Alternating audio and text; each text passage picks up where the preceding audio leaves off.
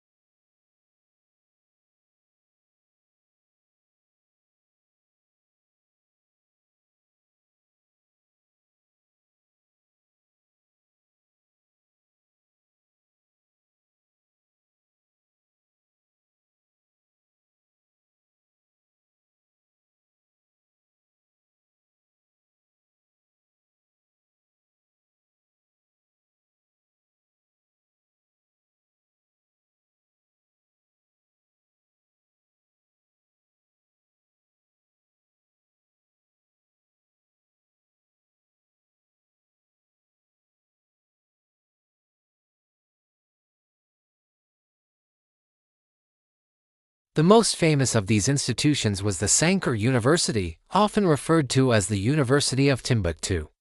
But it wasn't alone. Sankore was part of a network of several other major mosques and centers of learning, like Jingerbur and Sidi Yahya, each with its own focus and community of scholars. Together, they formed a decentralized but highly sophisticated educational system. The curriculum was incredibly broad and advanced for its time.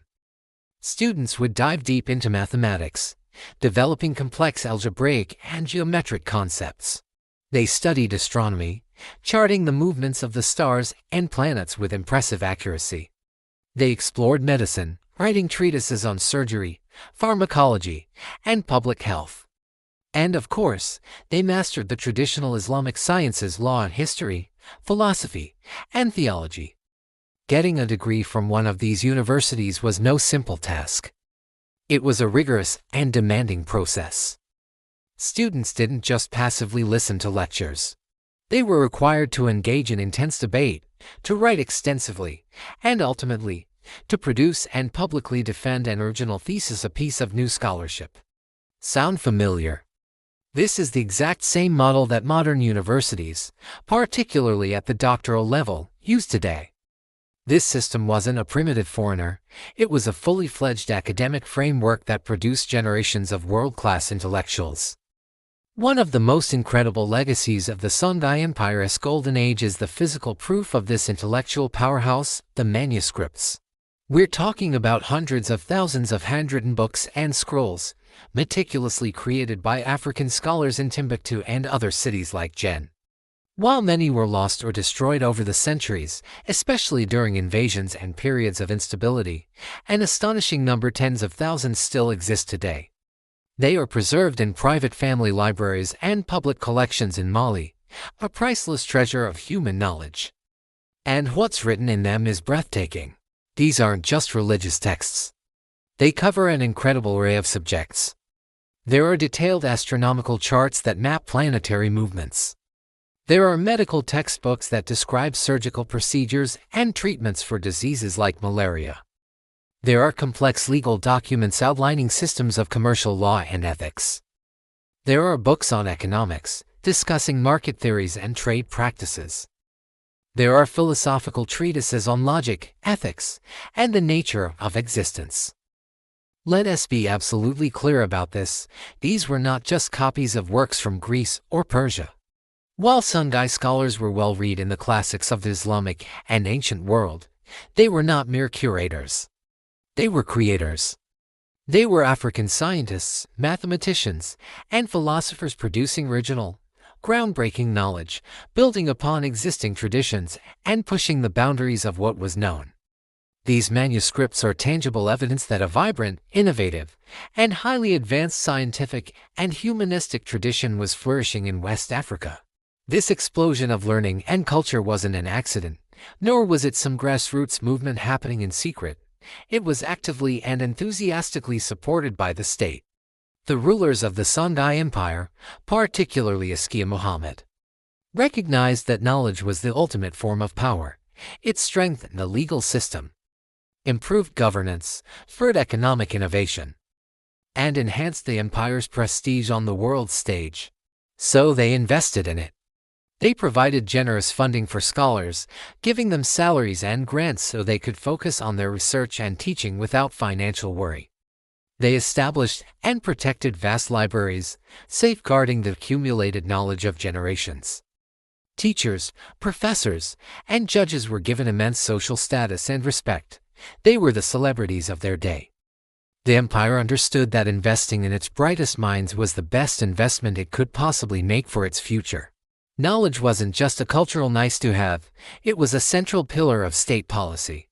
So, if all of this is true, if there was a massive empire in West Africa with a university system rivaling any in the world, producing original science and philosophy, why were you never taught this in school? Why is this history so widely unknown? The answer is as simple as it is tragic. This history didn't fit the narrative. When European powers began to colonize Africa in the 19th century, they needed a justification for their actions.